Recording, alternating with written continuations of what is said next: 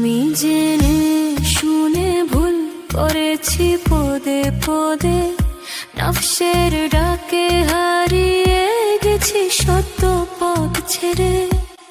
আমার অম্ল বলে না কিছু, মুখ লুকাইলা যে, তোমার সামনে দাঁড়াব কেমন করে।